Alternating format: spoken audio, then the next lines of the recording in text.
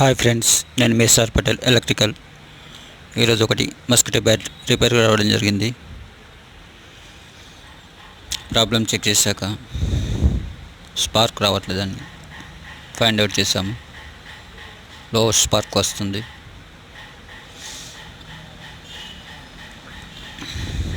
లో స్పార్క్ వచ్చినప్పుడు ఈ కాయిల్ కెపాసిటర్ పోతుంది.